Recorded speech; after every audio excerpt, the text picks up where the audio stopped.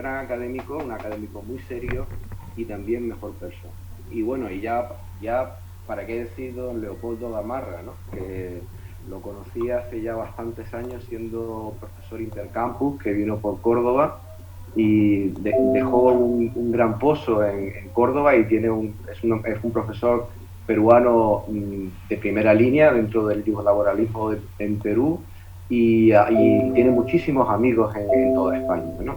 El resto de compañeros no tengo el gusto de conocerlos personalmente, pero me consta que tienen un bagaje profesional y académico también sumamente sólido. Dicho esto, mi ponencia versa precisamente, pero no pasa el no sé por qué no pasa un momentín, porque no, siempre, como ya lo he dicho, los riesgos del directo nos lleva a esto. César, quizás puedas colaborar. Si no, no, ya tengo, es que no, ¿sí? No puede. Sí, doctor, ya se le había compartido como confirmador para que pueda compartir su pantalla. Un momentín, que son riesgos del directo, pero inmediatamente proseguimos. No hay problema. Ha quedado ahí. Ya son. No pasa. Tengo que ir pasando así. Pues ya está. No hay problema. Recurrimos al método manual, que es con un dedo, como ya saben ustedes. Es un método que tenemos estandarizado aquí en la Universidad de yo voy a hablar en voz alta siempre que tengo la oportunidad de reflexionar sobre estos temas. Ya se saben que soy una persona que habla quizás demasiado voz alta y al hilo de tratar una categoría novedosa en cuanto a su tratamiento legislativo. Ya saben ustedes que a raíz de la pandemia los distintos legisladores tuvieron que idear deprisa y corriendo fórmulas para afrontar esa forzada reconversión de la población que afectó a la entera sociedad y por tanto a las restricciones en cuanto al confinamiento y esa situación de fuerza mayor, pues excitó el celo y la imaginación de todos los legisladores para dar carta de naturaleza a una institución jurídica que generalmente estaba en todos los ordenamientos jurídicos, en el nuestro también lo estaba, pero en el nuestro estaba regulada en el artículo 13 el trabajo precisamente a distancia, estaba regulado de una forma bastante, diría que deslavazada e incompleta. Por tanto, en estas ocasiones es cuando el propio legislador se pone las pilas y afronta con valentía, y hay que decirlo que sí, que el legislador español afrontó con bastante valentía esa reforma para dar una cobertura al trabajo a distancia, o al trabajo, el teletrabajo también, pero aunque la terminología aquí varía bastante, puesto que, por ejemplo, en Perú creo que se le llama trabajo remoto y en Colombia se le llama trabajo en casa. O sea que después cada legislador le ha dado una terminología distinta a la hora y eso también crea pues una cierta confusión a la hora de identificar normativamente y sociojurídicamente las categorías que están englobadas bajo la categoría matriz. Trabajo a distancia es un macroconcepto, pero dentro del macroconcepto de trabajo a distancia existe también una subespecie directa de ulterior grado. Entonces ya empezamos a tener que delimitar categorías dentro de una categoría general y va complicándose desde el punto de vista de política jurídica y desde el punto de vista de política técnico-jurídica, incluso pues, en la delimitación de estos temas.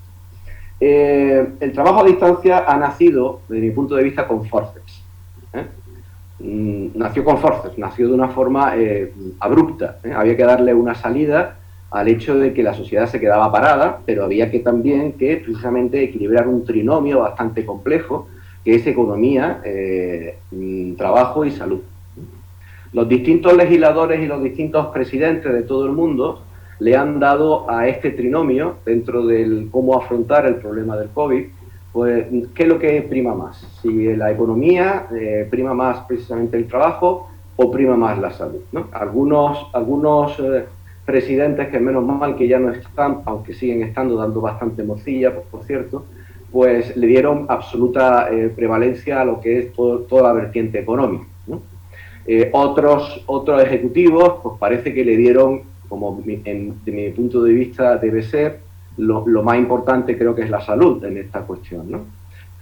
Pero en este trinomio y en esa difícil comisión de estos tres aspectos, pues ya hemos podido ver que un concepto matriz, que es un concepto de fuerza mayor, un concepto de una categoría extraordinaria, el COVID, como fijémonos también, lo he dicho en clase, pero también lo vuelvo a decir abiertamente,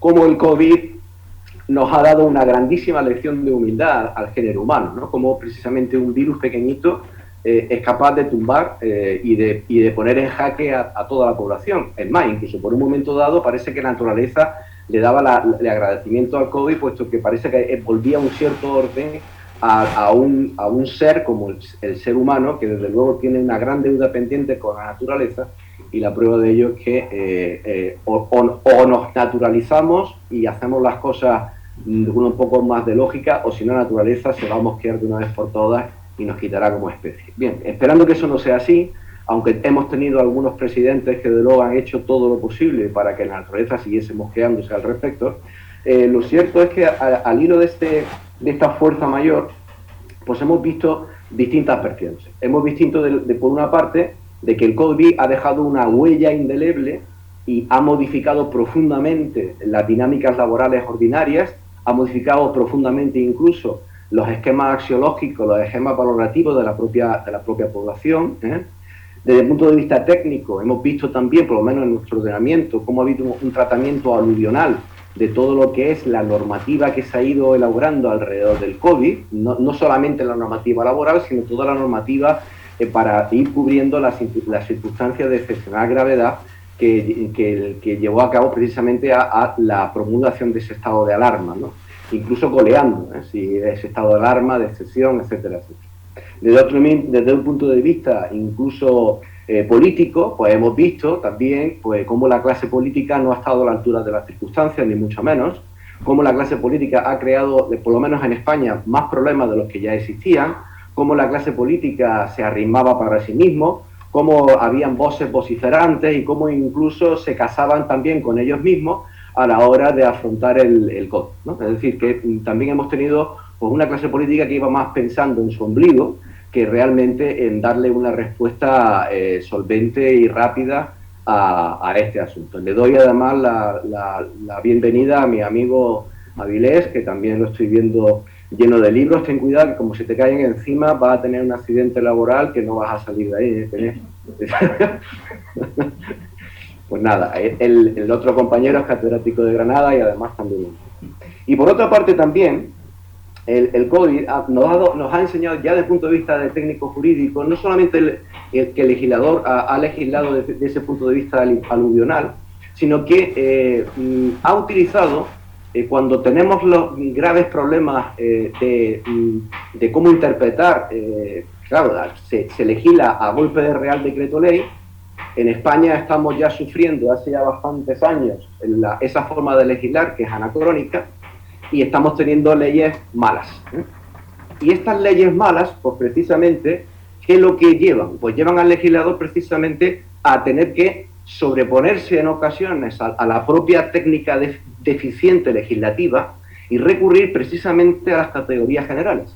A las categorías generales de lo que puede ser fuerza mayor, por ejemplo, o incluso a tener que elevarse desde el punto de vista panóptico y recurrir a las normas de donde provenimos todo el resto de normas del ordenamiento especial, el derecho del trabajo, y recurrir precisamente a las categorías generales del Código Civil para precisamente tener esos márgenes interpretativos con los que soldear a un legislador bastante escudo, que escuda bastante en algunas ocasiones el tratamiento dable a estos temas.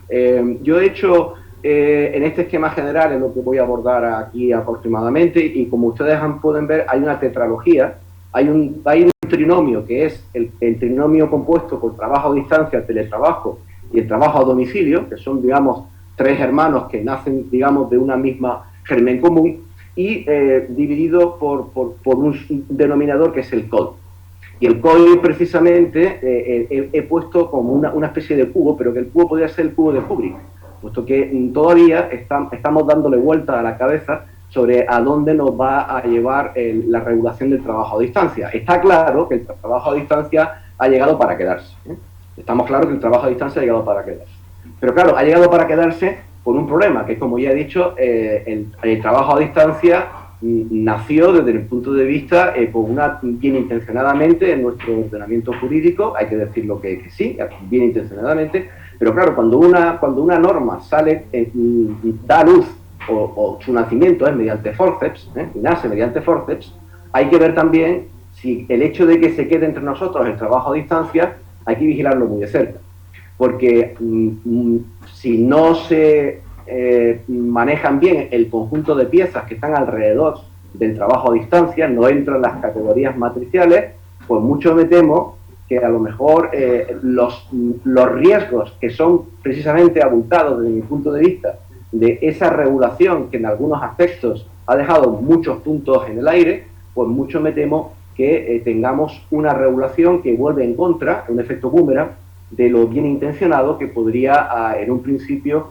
acontecer por una regulación que efectivamente es una regulación que podríamos denominar incluso estatutaria, puesto que da una regulación in extenso del trabajo a distancia, partiendo de una técnica correcta, de una delimitación previa, una delimitación que nos recuerda mucho a lo que es una ordenación normativa parecida a lo que es la Unión Europea, diciéndonos unos conceptos generales, una delimitación de lo que puede entenderse por trabajo a distancia, unos elementos en cuanto a su naturaleza jurídica, después unos requisitos de carácter formal y después una serie de obligaciones, incluso después con unos tratamientos de reenvíos a los convenios colectivos, etcétera, etcétera. Por tanto, la regulación es copiosa, es proteica en este sentido, pero ojo, el hecho de ser una regulación proteica o estatutaria, por lo menos en España y extensa, no deja de ser también una regulación que deja, desde mi punto de vista, cosas demasiado en el aire y por tanto esas cosas es conveniente reflexionar y es a las que yo precisamente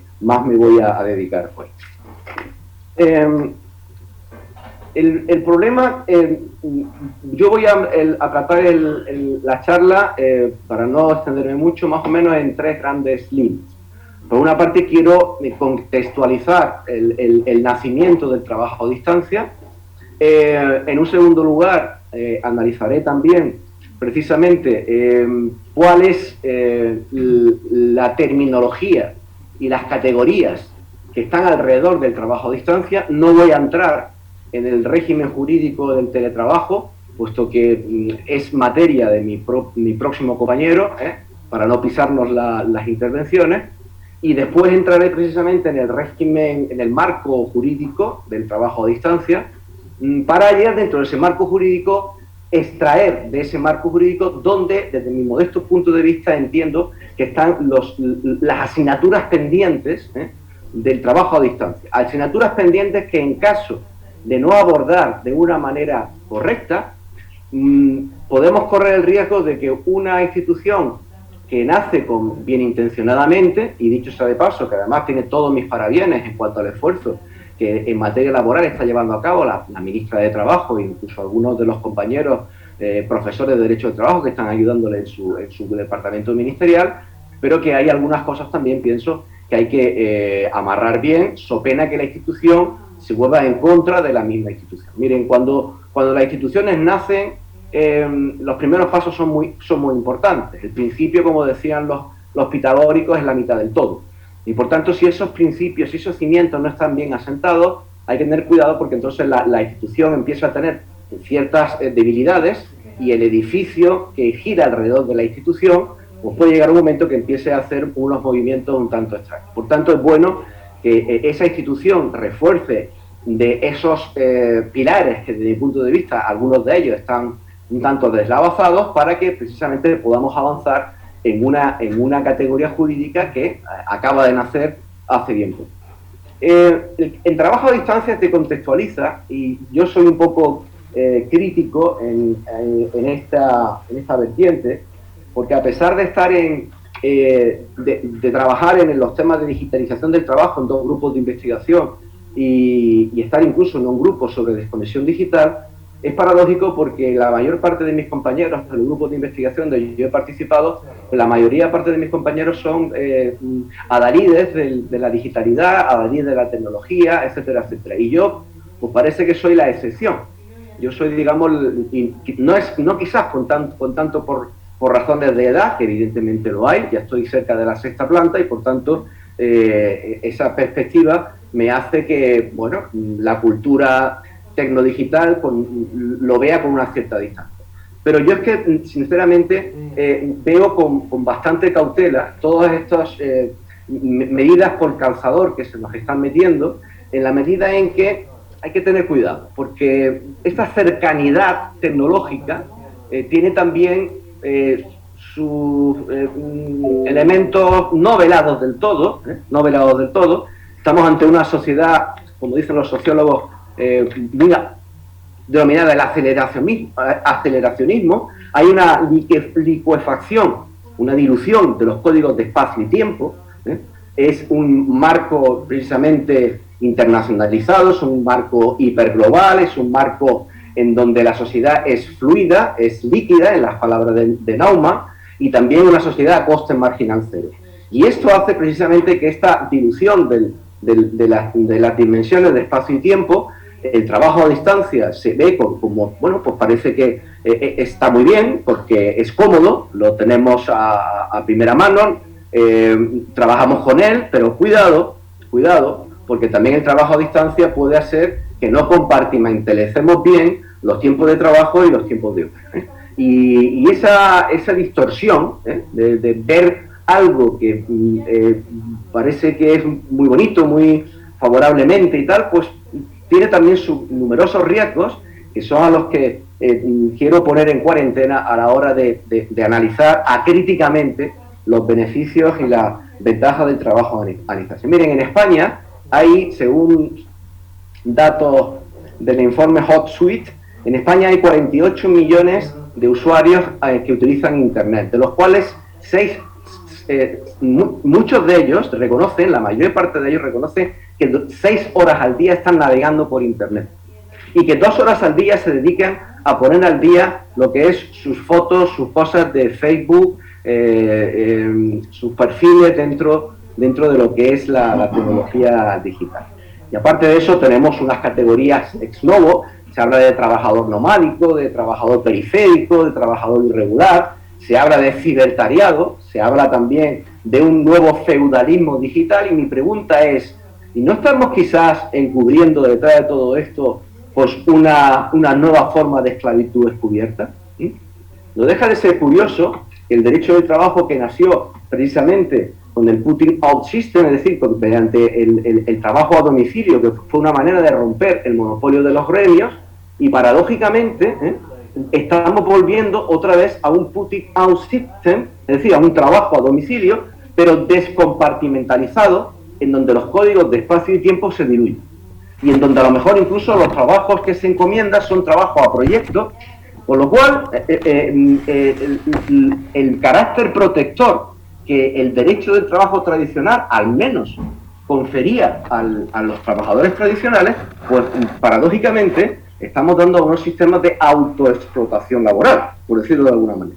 Es decir, y aunque el legislador, incluso el legislador español, ha regulado pues lo que se llama el derecho de desconexión, muchos me temo también que ese derecho de desconexión es otro de los cantos al sol que de momento es otra asignatura muy pendiente, y que tanto el trabajo a distancia como incluso el derecho de desconexión, hay que decir, según viendo la doctrina más autorizada, los trabajos más autorizados y los convenios colectivos que se van elaborando al respecto, que los convenios colectivos están pasando de momento de puntillas sobre ambas categorías. Por tanto, si están pasando de puntillas sobre ambas categorías, eso quiere decir que el escalón que tiene que cubrir precisamente el frontispicio del trabajo a distancia y en su reverso la desconexión digital, ojo, porque no son tratamientos que están regulados con la solvencia que debería ser hasta esta cuestión. Se habla también de infodemia, de infositación, de hiperdisponibilidad, se habla también de algoritmocracia, como dice la profesora Pilar Rivas Vallejo, o también, como dice el profesor Alemán Páez, del Leviatán digital. Yo hablo de Leviatán digital muchas veces cuando me refiero a mi empresa, ¿no? Cuando hablo de mi empresa, las universidades se han convertido precisamente en ese gran Leviatán digital, en donde, bueno, nos ha reconvertido a todos los trabajadores forzadamente en trabajadores digitales. Las funciones que antes hacían precisamente el PAS, pues precisamente ahora lo hacen los profesores tienen que hacer funciones que les van de sus funciones básicas, que es precisamente investigar y dar clases, y de pronto nuestros conflictos de roles hacen que estemos también en ese baile distópico en donde, bueno, todas las funciones están en un totum revolutum, y por tanto somos también grandes perjudicados de esta dislocación de los códigos de espacio y tiempo. Esto nos lleva, pues quizás, a esta viñeta que comparto con ustedes, en donde no sé si esta visión un tanto futurológica, y por qué no decirlo, futuro ilógica, futurológica o futuro ilógica, llegaría algún día a ser así, el mundo al revés,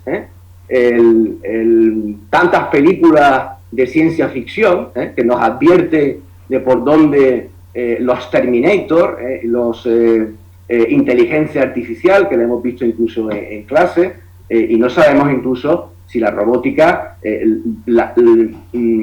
los retos que están detrás, los retos ocultos detrás de todo este asunto, ¿no? Pero sí diría que la parte derecha, que son precisamente, como diría el libro de Nomo, de Michael Ende, pues precisamente que hablaba de los hombres grises que estaban dominados por el tiempo, ¿no?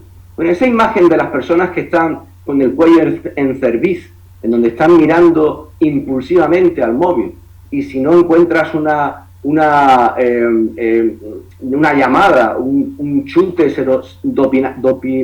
dopaminérgico, recibes una llamada y recibes otra, etcétera, etcétera. Estás todo el día en una virtualización, porque desde mi punto de vista es cierto dar un poco la visión pesimista, o si no pesimista, al menos relativista, de todos estos temas. Creo que estamos ante la heroína del siglo XXI. Este concepto de la heroína del siglo XXI, de esa hiperdependencia del móvil, que allana el camino a que tengamos trabajadores digitales disponibles las 24 horas del día, cuidado, esta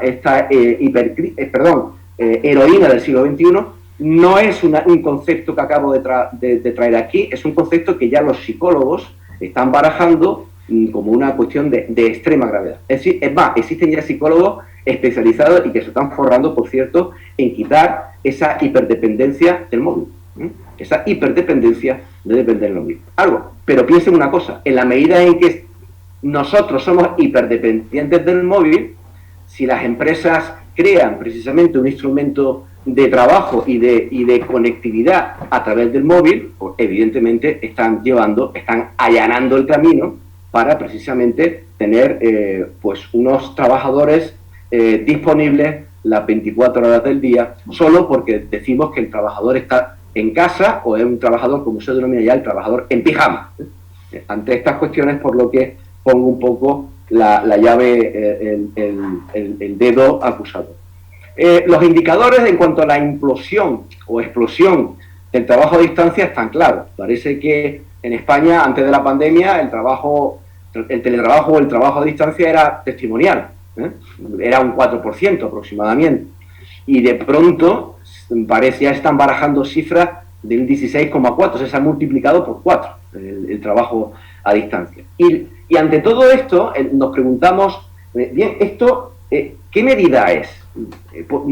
Cuando el legislador, en nuestro caso, llevó a cabo primero la promulgación del Real Decreto Ley del trabajo a distancia, que después se convalidó en ley, ¿cuáles fueron las dos elementos básicos que se ponía de relieve para que se promulgara este nuevo decreto? Bien, pues el legislador lo decía con bastante claridad, pienso, en la exposición de motivos. Una exposición de motivos que hay que leerla, puesto que está bien diseñada, está bien explicada, pero esa exposición de motivos nos dicen algunas cosas que también hay que ponerla un poco en cuarentena.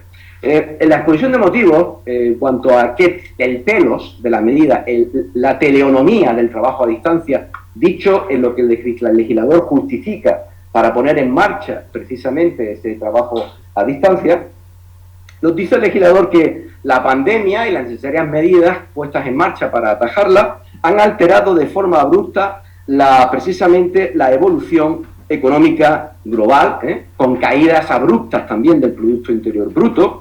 Se suman nuevos desafíos, estoy leyendo textualmente al legislador, que obligan a afrontar los cambios post-COVID, como se está afrontando en el Congreso, en los procesos de globalización y digitalización. Dice, de otro lado, la crisis sanitaria ha hecho que el trabajo a distancia se muestre como el mecanismo más eficaz para asegurar el mantenimiento de la actividad durante la pandemia y para garantizar la prevención frente al contagio. Es una de las razones que nos dice el legislador para poner en marcha esta medida. Y aparte de esto nos dice, acto seguido, en el punto 2 de la exposición de motivos, nos dice el legislador que es una medida estrella. O sea, el legislador se quita el sombrero a la hora de calificar ese trabajo a distancia. Es una medida estrella, es una herramienta clave también, es otro elemento metafóricamente utilizado. Y también dice una cosa que aquí creo es otra de las críticas donde ahí recelo un poco, porque dice el legislador, yo creo que se viene arriba, ¿no? Se viene arriba en cuanto a vender la moto de ese un conejo de la chistera, vender la moto del trabajo a distancia, ¿no? Y nos dice, hace necesario potenciar de una manera ordenada, urgente y con garantías el uso del trabajo a distancia. Bueno, debo decir, de manera urgente sí, de manera urgente sí, porque se hizo en poco tiempo y el Ministerio de Trabajo, la verdad es que en 3 meses, con un consenso social, elaboró, promulgó el trabajo a distancia. De manera ordenada, bueno, también podamos decir que sí, podemos decir de manera ordenada en tanto en cuanto el decreto legislativo, más o menos, las pinceladas estaban bien. Pero ahora bien, con garantías de uso, aquí yo creo que hay recelo. Las garantías de uso están por ver. De hecho, el decreto pasa olímpicamente de muchísimos aspectos, lo deja en el aire, y es más, el decreto hace muchísimas remisiones a la negociación colectiva. De ahí como Poncio Pilatos se lava las manos.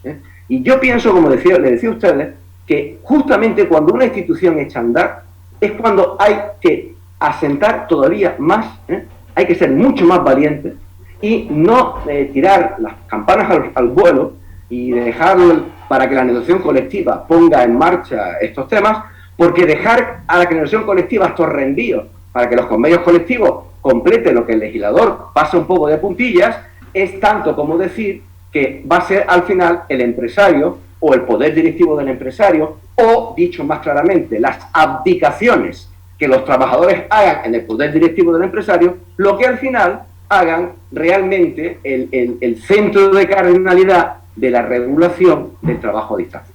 Y por eso decía que, desde mi punto de vista, de que con garantías suficientes, hombre, ahí yo creo que con garantías suficientes discrepo absolutamente del legislador en cuanto a sus argumentos.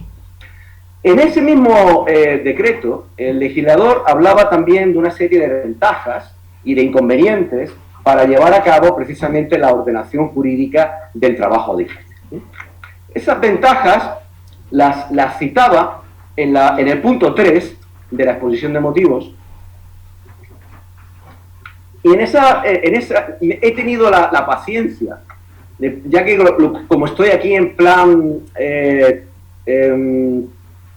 señor inquisitorial, poniendo al legislador un poco entre la espada y la pared, de qué cosas no me gustan de la regulación del trabajo a distancia, aunque digo que es bien intencionado y es preferible, desde luego, tener esa regulación al bodrio de regulación que tuvimos cuando el señor, bueno, no voy a llamarlo porque los presidentes que no debieron ser presidentes no los quiero nombrar, pero la ministra que se bañaba, que bañe donde bañe, se le veía el guindo, pues precisamente hizo una regulación con la reforma del año 2012, que vaya tela, regulación mala, defectuosa y impresentable de lo que era el trabajo a distancia mezclado con el teletrabajo. Es un batipurrillo de lo que era anterior y lo que venía ahora. Por tanto, prefiero 1000 veces, por supuesto, ¿no? Es que, vamos, le doy besos a la regulación del trabajo a distancia actual, al bodrio que nos dejó aquella mala reforma laboral del año 2012. Que, curiosamente, aquel presidente que era don Tardón, porque le gustaba no decidir nunca, lo peor por un presidente, no decidir, pues precisamente es que fue de las cosas rapidísimas, ¿no? De llevar a cabo una reforma legislativa que puso patas arriba la regulación laboral, y ahora tenemos que estar desandando lo mal regulado de aquella época. Por tanto, tener un tonto con iniciativa de presidente a veces es muy peligroso en estos casos. Bien, las ventajas y las inconvenientes precisamente están sobre la mesa. Y las ventajas, precisamente, si ustedes lo miran y los cotejan, muchas de ellas son ventajas muy implicadas en la vertiente organizacional del trabajo. El trabajo a distancia tiene fundamentalmente una naturaleza básicamente organizativa, es un modelo de organización. O sea, el trabajo a distancia parte de una decantación por un modelo de organización del trabajo fundado en una de sus vertientes. Uno de sus nódulos sea precisamente el trabajo a distancia. Entonces se habla de la flexibilidad, de la gestión del tiempo de trabajo. Evidentemente es el gran canon, el gran mantra de adaptar el trabajo a la vida, ¿no? Y no la vida al trabajo. Bienvenido sea, ¿no? Podemos controlar el trabajo a distancia, puesto que yo soy quien me autocontrolo en cuanto al trabajo que se me vaya. Y esa vertiente organizativa está muy pendiente en esas ventajas, ¿no? Habla de autoorganización, de reducción de costes, de productividad, de que los trabajadores van a tener un mayor compromiso, una mayor experiencia, que puede atraer talento, se reduce el absentismo, se concilian mejor los derechos personales, derechos de la conciliación de la vida laboral, familiar y personal, que yo tengo mis dudas al respecto. Unos aspectos que ya son de carácter incluso más ecológico, por decirlo de alguna manera, puesto que permite que la población la España vacía, pues pueda asentarse en ciertos territorios, y además se evita que la gente pues coja el coche, trabaja en casa, y entonces evita la emisión de gases de efecto invernadero. Dicho sea de paso, si España hubiera hecho los deberes en su momento y tuviésemos ya electricidad y no hubiéramos puesto ni impuesto al sol, pues España estaría ahora mismo exportando electricidad, y esta cuestión del efecto invernadero pues quedaría en un segundo plano, ¿no? Pero tuvimos también ministros que le dieron mucho más prevalencia a que precisamente las eléctricas hicieran el agosto, y miren cómo va el recibo de la luz. Pero sin embargo me paso a los inconvenientes, porque ya numéricamente los inconvenientes son mayores. Yo he visto 12 frente a las ventajas, que son 10 en el Real Decreto, ¿no? Un inconveniente crea inseguridades en las empresas, tecnoestrés, fatiga informática, horario continuo, conectividad permanente, aislamiento, pérdida de la identidad corporativa, deficiencias en cuanto al ensamblaje entre trabajadores a distancia y trabajadores presenciales. Se traslada al trabajador a veces los costos de la actividad, es uno de los problemas que queda en el aire en cuanto a la regulación del trabajo a distancia. Y además dice la ley, entre otros. Entonces, cuando la ley dice entre otros, es que el legislador era consciente que se estaba quedando corto a la hora de decir cuáles eran las desventajas. O sea, las ventajas son estas, pero el mismo legislador está dando a entender que son más las desventajas que las ventajas, por lo menos desde el punto de vista cuantitativo. Y lo que es más importante, que es lo que más me llama la atención, puede crear una distorsión en el marco de las relaciones laborales. Y ese peligro está incluso reconocido como tal en la exposición de motivos. Por eso, decían ustedes, es tan significativo desde mi punto de vista que esos pilares estén realmente bien asentados. Hay muchas tipologías a la hora de ordenar las fórmulas de trabajo a distancia. Se puede hablar de trabajo a domicilio, entendiendo del lugar, de trabajo a domicilio, trabajador nómada o itinerante. Según la conexión informática se puede hablar también de trabajador offline, online, bidireccional o unidireccional. Y también incluso hay que diferenciar lo que es el trabajo a distancia de lo que el profesor Cruz hace un mes en una jornada para el Poder Judicial él hablaba del trabajo artesanal, es decir, que el trabajo a distancia sigue conviviendo con ese tipo de trabajo en donde a lo mejor pues, un trabajador se encarga del sector del textil o de la confección, se encarga de hacer parte de ese trabajo en su propio domicilio. Por lo tanto, ese concepto del trabajo a distancia, que ya existía precisamente en la ley, en la primera regulación de trabajo a distancia, que es la ley de contrato de trabajo del año 1931, y después en la ley de contrato de trabajo del año 1944. En esa ley de contrato de trabajo es cuando se hablaba del trabajo a domicilio. Y ese trabajo a domicilio sigue existiendo. Por lo tanto, cuando hablamos de trabajo a distancia, no pensemos solamente que trabajo a distancia es rápidamente, ¡plaf!, es teletrabajo. No, cuidado. Trabajo a distancia hay que delimitarlo, hay que ver qué tipo de teletrabajo es. Y uno de los grandes problemas que tenemos precisamente a la hora de delimitar ese trabajo a distancia es precisamente cómo delimitamos, cómo conceptuamos ese trabajo a distancia. Pues bien, la regulación legislativa, la legislación legislativa nos da una delimitación del trabajo a distancia en el artículo 1 y el artículo 2 de la ley reguladora del trabajo a distancia. Nos da una definición, una forma de aproximarse al trabajo a distancia, de una técnica que desde el punto de vista está bien, desde el punto de vista, correctamente desde el punto de vista técnico. ¿Por qué? Porque lo hace por vía de integración y por vía de exclusión. El legislador español cada vez es más legislador europeo, y lo que hace aquí es traer a colación lo que ya suele ser frecuente en la forma de ordenar el derecho social comunitario, en las directivas comunitarias, en las fuentes comunitarias. ¿Qué es lo que hace el legislador comunitario? Dice, bueno, pues como en Europa, pues cada país tiene una cultura de relaciones laborales un tanto compleja, pues lo que vamos a hacer es dar primero unas pinceladas de cuáles son los conceptos matrices, de cuáles son los conceptos nódulos, de cuáles son los elementos terminológicos más significativos, los defino y después paso a regular. Eso es lo que hizo el legislador precisamente en la ley reguladora del trabajo a distancia. Bueno, pues el legislador aborda el concepto del trabajo a distancia por vía de integración y por vía de exclusión. Por vía de integración lo hace de dos maneras. Una, de una manera un tanto muy laxa, muy oblonga. Dice, trabajo a distancia es aquel que se realiza fuera de los establecimientos habituales de la empresa. Bueno, para esto no habría que pasar por la Facultad de Derecho, para darnos esta definición tan afinada de lo que es trabajo a distancia. Ya a la hora de ya regularla con un cierto más de detalle, más técnicamente, ya ahí sí se pringa más, ya lo hace de una manera más apuesta mayormente, y define lo que es el trabajo a distancia y lo que es el teletrabajo. El trabajo a distancia, que sería la categoría matriz, y posteriormente el teletrabajo como la categoría, la subespecie del derivado del anterior grado. Y después nos habla lo que es, por vía de exclusión, lo que sería el trabajo presencial, ¿no? Bien, cuando nos define el trabajo a distancia, ojo, y empiezo también con otras de las cosas que no me gustan del legislador, aunque, repito, me quito el sombrero ante esta legislación, a esta normativa, pero el legislador, yo supongo que también a la hora de hacer consensos, porque claro, cuando tú tienes que legislar, tú intentas, por encima de todo, que la concertación social sea buena, que haya una concertación social coherente, llevarte bien con los agentes sociales, llevarte bien también con los sindicatos, ¿no? Pero claro, a veces llevarte bien con todo el mundo lleva al final a una regulación que puede ser demasiado evanescente, por decirlo así. ¿Por qué digo evanescente?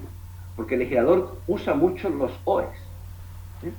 Y cuando un legislador usa mucho los OEs, las disyuntivas, cuidado, porque esa aparente flexibilidad puede volverse en contra de la operatividad funcionalista que teleológicamente se está intentando brindar a ese precepto. Digo los OEs, dice el legislador. El trabajo a distancia es una forma de organización del trabajo o de realización de la actividad laboral, conforme a la cual ésta se presta en el domicilio de la persona trabajadora o en el lugar elegido por ésta durante una jornada o parte de ella con carácter regular. Por tanto, los OEs esos OEs, que repito, que le dan, supongo que es producto de esas negociaciones hasta las 3 de la mañana en el Ministerio de Trabajo, teniendo que ceder de un lado, ceder de otro, pues bien, está bien, pero cuidado que esos OEs crean a veces deslizamientos complicados, según hasta que llegue el trabajo a distancia al Supremo, y ya hay pronunciamientos incluso de la Audiencia Nacional, y hay algunos de ellos, cuidado porque podemos estar en un terreno resbaladizo y el operador jurídico está dando palos de ciego a la hora de delimitar el frontispicio del trabajo a distancia. El teletrabajo, sin embargo, es aquel en el que es una modalidad de trabajo a distancia en donde hay una forma prevalente de los medios tecnológicos. Y además esto se completa con una previsión, precisamente, en el artículo primero de la ley, donde nos dice que se entenderá precisamente que el trabajo regular, cuando en un periodo de referencia de 3 meses hay un mínimo del 30% de la jornada, o, volvemos otra vez con los OEs, o porcentaje proporcional equivalente, o sea, que si éramos pocos parió la abuela, equivalente, otro concepto jurídico repaladizo, en atención a la duración del contrato de trabajo. Esto supongo que lo va a explicar con más detalle mi compañero Avilés y por tanto no voy a enfatizar más al respecto. En ese aspecto habría que decir también que hay otras formas de conceptuar el trabajo a distancia. Ahí el mismo legislador precisamente trae a colación la exposición de motivos de esa ley pues otras conceptuaciones. El legislador, aparte de esas definiciones, pues nos da un paseo circunvalar sobre cuáles son aquellas disposiciones, aquellas otras regulaciones que han asentado o han allanado el marco regulatorio de lo que hoy ya es en sí el trabajo a distancia, como es el Acuerdo Marco Europeo del Trabajo a Distancia del año 2009, precisamente, cuyas pinceladas precisamente son las que ha recogido el decreto. Hay también una orden del año 2006 para pintar el teletrabajo en algunos departamentos ministeriales.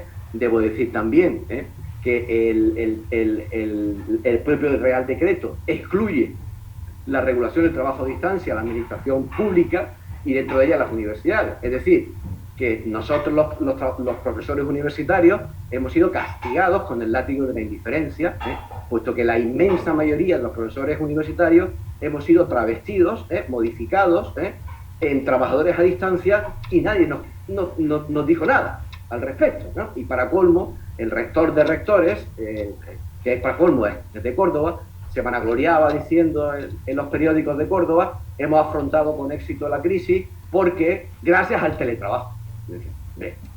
Por favor, ya incluso apaleado en estos términos.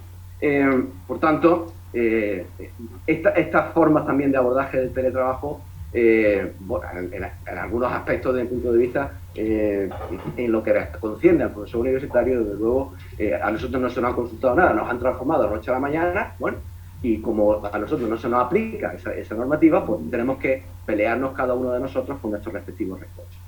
El marco legal es bien intencionado, pero sin embargo, esas normas, como repito, son de textura demasiado abierta. Y esas normas de textura abierta hace que haya tensiones institucionales precisamente entre el Estatuto de los Trabajadores, la Ley Orgánica de Protección de Datos y precisamente la Ley de Trabajo a Distancia. La regulación convencional, ya lo diré a continuación, creo que no ha dado pasos muy firmes al respecto. No es una regulación convencional que esté solventando con soltura las problemáticas del trabajo a distancia. Eso sí, hay algunos convenios colectivos que ya se los pongo aquí en la presentación. Hay un convenio colectivo que siempre lo pongo como referencia, el convenio que regula desde hace ya bastantes años pues el estatuto jurídico con bastante detalle de los trabajadores a distancia. Recientemente, además, el convenio colectivo de grandes almacenes regula también con bastante detalle y muy pormenorizadamente el derecho de desconexión. Y algunos convenios colectivos, con el convenio de IKEA, pues también hacen una regulación positiva en cuanto a la ordenación de la jornada. Y eso nos lleva también a una doctrina judicial que ha venido dando precisamente respuesta a esta problemática del trabajo a distancia. precisamente uno de los aspectos en donde la propia jurisprudencia se adelantó poniendo unos muros de contención a la forma de imposición del trabajo a distancia, diciendo no vale por la vía del artículo 41 del Estatuto, precisamente lo introdujo el legislador en la regulación porque ya había habido una sentencia del Tribunal Supremo que había adelantado estos términos. Y existe ya una litigiosidad, precisamente una sentencia reciente de la Audiencia Nacional, en donde se plantea un conflicto colectivo de una empresa. Es una empresa donde precisamente, rápidamente, lo digo un poco por encima, pues fue una empresa que en plena reclusión del COVID, pues reconvirtió a los trabajadores a distancia, y decía el director de la empresa, se dirige a todos los trabajadores y dice, después del decreto que nos ha hecho a todos alterar nuestro ritmo de trabajo, parece que vamos normalizando, disponemos de los elementos de limpieza e higiene necesarios y vamos precisamente os damos las gracias por ese esfuerzo que estáis todos y os vamos a dar un plus de €1 para aquellos trabajadores que han realizado el trabajo hoy. Después de ese plus de €1, pues ya ha habido, los trabajadores plantean un conflicto colectivo diciendo, bueno, ¿y ese plus qué es? Bueno, pues ya en la sentencia de la Audiencia Nacional dice que es un componente extra salarial.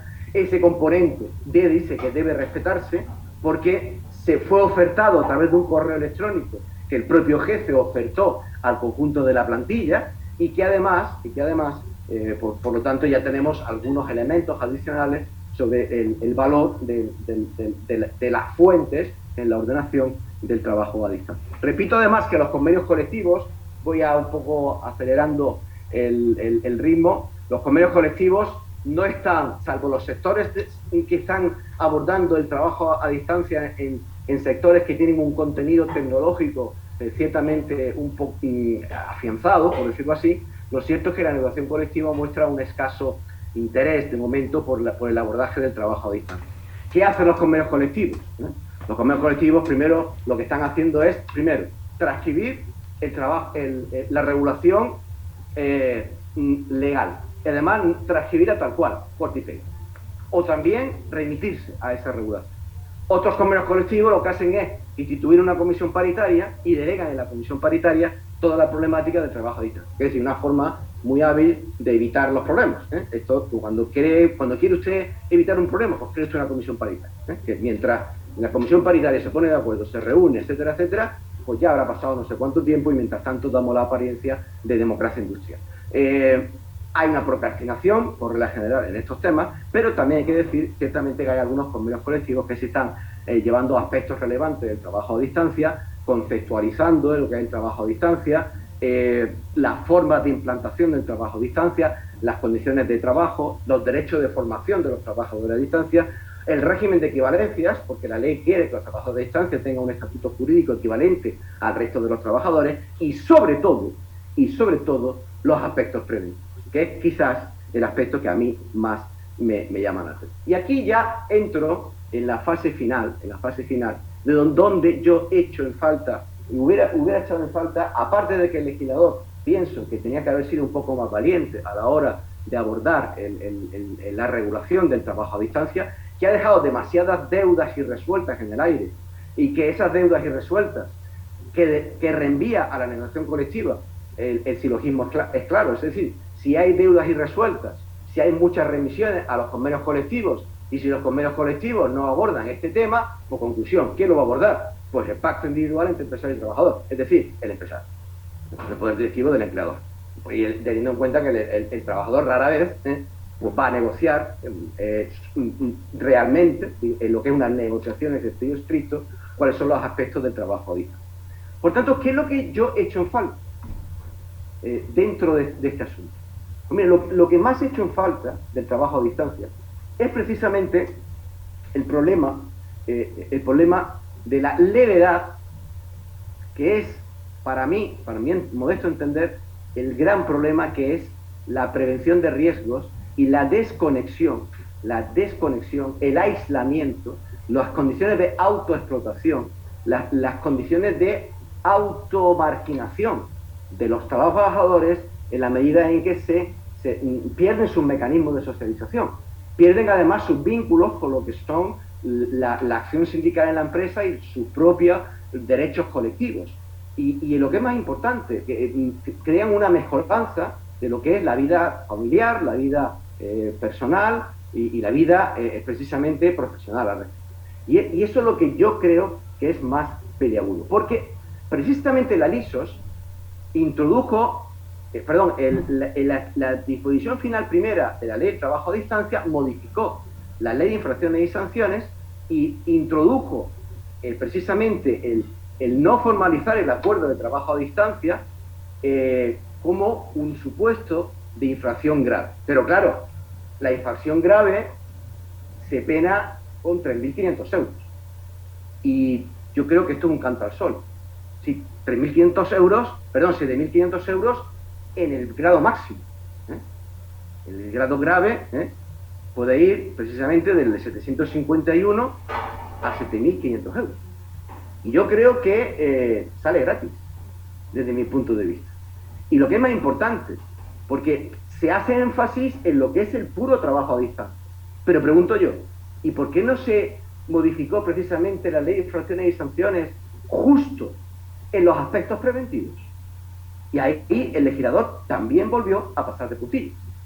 ¿Por qué no aprovechó la oportunidad para incluir algo más en la regulación de la Ley de Infracciones y Sanciones, dando un toque de atención a los problemas que de seguro va a haber en el incumplimiento de las normas preventivas por parte de las empresas cuando reconvierten teóricamente un trabajador en teletrabajador o trabajador a distancia, cuando esa regularidad supera esos porcentajes que la ley prevé al respecto? Pues que ha hecho en falta precisamente que hubiera habido precisamente pues una punición mayor para frenar los posibles excesos, porque desde mi punto de vista esas sanciones que van entre las 751, 3.750 grado medio o 7.500 euros, yo creo que es poco inane desde mi modesto punto de vista. Con esto termino. Iba a dar también a ustedes una idea, y es que tenemos cuenta que existen ya plataformas que están ordenando el trabajo de los teletrabajadores, del teletrabajo, lo están haciendo a través de plataformas. En esas plataformas, doy rápidamente, pues está perfectamente expuesta el momento en el que el trabajador entra, sale, se conecta, se desconecta, cuando precisamente avisa a la empresa en qué momento voy a empezar a trabajar a distancia.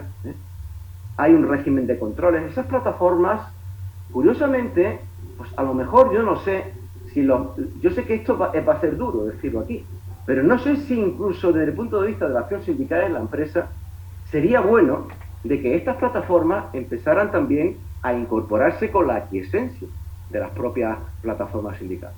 Porque a lo mejor, curiosamente, en ese control digital del tiempo de trabajo, tan exhaustivo y tan rígido, precisamente, y claro y objetivo de esas plataformas, puede ser un elemento de freno para saber realmente cuál es el tiempo de trabajo, cuál es el tiempo en el que estás a disposición, cuál es el tiempo en el que estás conectado y cuál es el tiempo en el que estás de uso. No lo sé, es algo que suelto así a voz de pronto, pero que ya están esas plataformas en el mercado del trabajo. Hay una bibliografía básica que para todos los que quieran analizar esta temática, y ya con esto termino porque tenía que terminar un poco antes de la hora, habida cuenta de que estamos en un congreso de carácter internacional. Bien, pues hemos trasladado todos los lenguajes de la globalización posible. Mi agradecimiento por su atención, mi agradecimiento a todos los organizadores, y también no solo mi agradecimiento, sino trayendo a colación unas palabras de Miguel Reyán en el diario El País, pues terminar con una frase. El entrecomillado es de Miguel Reyán y lo que está entre paréntesis es de un servidor. Miguel Reyán y un servidor concluimos aseverando, como frase del día, esta sociedad, lo que está entre paréntesis es un servidor, lo que no es de IRA, esta sociedad lapsus digital tiene mucho de ruidosa, alienadora, exhibicionista, a fuerte pornográfica y estúpida. ¿Sí? Siento ser así, pero bien, es el ethos académico del profesor Francisco Armas. Muchísimas gracias a los organizadores y a todos. Bien, Francisco, muchísimas gracias, la verdad, no has cambiado desde el tiempo que te conocí, siempre contestatario, siempre, bueno, nos conocimos en los años 90 y creo que tu forma de analizar el derecho, la realidad jurídica española, realmente es muy interesante. Y específicamente ahora con el tema de trabajo a distancia, ¿no? Entonces, yo quisiera pedirles unos minutos a los doctores a José Antonio Fernández, al doctor Batiz del MAC, que ya está presente, que agradezco y años que no nos veíamos, ¿no? Solo unos minutos porque el formato del seminario es que al final de la exposición podemos tener un pequeño comentario, sobre todo preguntas de los participantes, ¿no? En ese sentido, yo estoy muy complacido con esta exposición, porque, como digo, desde que lo conocía, desde que nos conocemos, pues siempre han tenido esa actitud muy contestataria y sobre todo con estas terminologías, ¿no? Como hoy el leviatán digital, la heroína del siglo XXI, que bueno, pues está prácticamente aludiendo a toda esta vida que llevamos, ¿no? Sobre todo los más jóvenes. Y entonces, quisiera, no sé si hay alguna pregunta, si César nos va a ayudar, César Lorente. César. Sí, estoy tratando de ver si hay preguntas en el chat y no veo ninguna.